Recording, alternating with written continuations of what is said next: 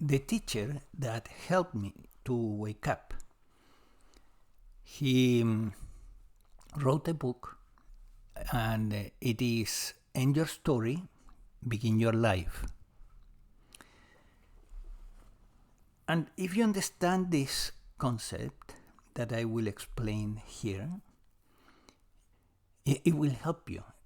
It can help you immensely in life if you really get it. So make the effort to watch the video to the end, and if necessary to watch it again until you get what is this about. In cognitive psychology, you are taught to change the stories that are fabricated by the brain from negative to positive, to tell yourself more positive stories, which is helpful. However, although the brain is creating stories, and some are positive, some are negative, on the other hand,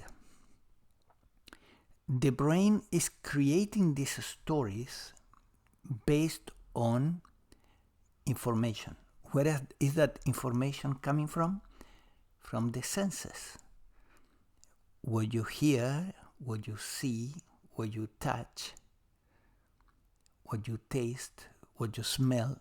The brain interprets what is being perceived through the senses and creates narratives and stories about what's going on. The problem is that we take the story as if it is the reality, and it isn't. The story is a story, an interpretation of what is happening. What is happening is just a sensorial experience without thinking. Furthermore, the brain is constantly creating stories. Every situation is interpreted and is turned into a story. But it is also creating a particular story that began very early in life. In your life, at some point, your brain began to create the story of you. That story is the one that is referring to in the title of the book, End Your Story, Begin Your Life. Because awakening shows you that you are not that story. That story that carries your name, so and has lived this experience and that one and had this thought and this other thought, that has nothing to do with what you are. It has been posing till now, possibly, as what you are, but it isn't. You were present already in the mind body. You were present before that story. You were present there as awareness, undifferentiated awareness. Not my awareness. That's a story too. It's just awareness. So, how this can be helpful to you? Two things. First, stop believing that you are your story. That story that has been carefully woven by your brain, that story is not what you are. 100%. What you are is what is looking at the story. Awareness is looking at the story.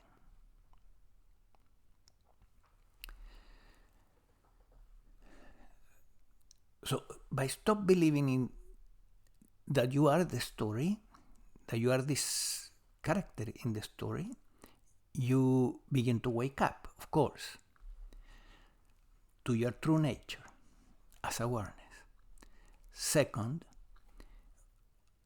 when your brain creates stories around a situation, if you understand what I'm talking about, you will say, oh, here it comes, another story about this situation.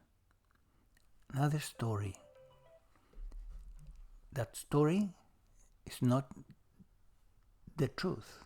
The truth is that which is looking at the story. That's the real.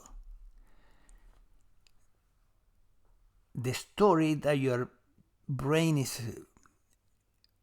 weaving, that story can be more truthful or less truthful. More false, more truthful. But that story is not real. It is mental stuff.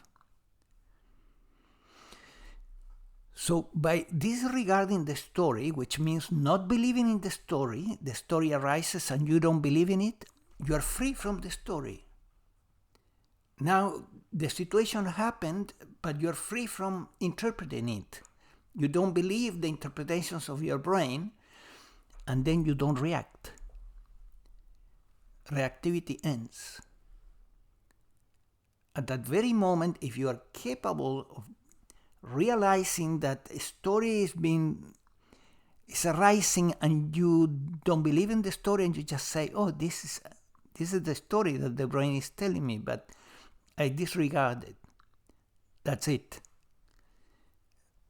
No matter what is the situation that is going on outside, it cannot touch you. Perhaps there will be physical pain if that's the case, but there will be no story around the physical pain. And it is the stories what make you suffer. Pain is just pain. It's a sensation. The stories that we weave around pain, that is what makes you suffer. Creates anxiety or depression or whatever. So the value of doing this is immense. Advaita is more ambitious than cognitive psychology. Cognitive psychology keeps you in the stories. Advaita is recommending you realize that they are all stories. Discard them all. Live your life free from stories, meaning live your life not believing your stories. Perhaps the stories will keep showing up, but you will not believe them. You will just notice them, but you will say, oh, another story. My brain is creating another story. Nothing real here.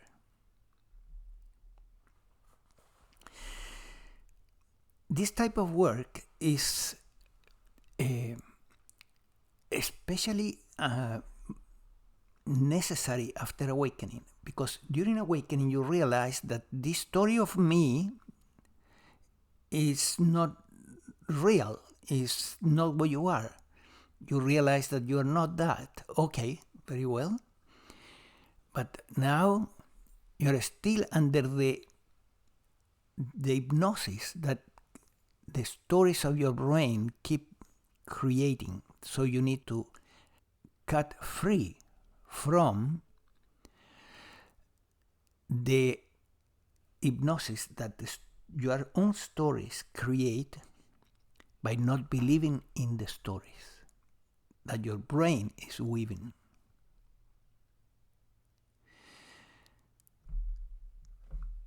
So after awakening, this work is absolutely necessary so that you become free from your own stories, all the stories that your brain is creating. And one thing that can help you to move forward with this work, which is part of the embodiment process, is to do some coaching sessions, like I used to do with the teacher that helped me to wake up. After that, after awakening, I kept working with him 3 years doing embodiment. So if you're interested in coaching sessions, I leave you my email below at the end of the description of this video. consider seriously getting some help. There are many challenges after awakening that require the help of a teacher. So consider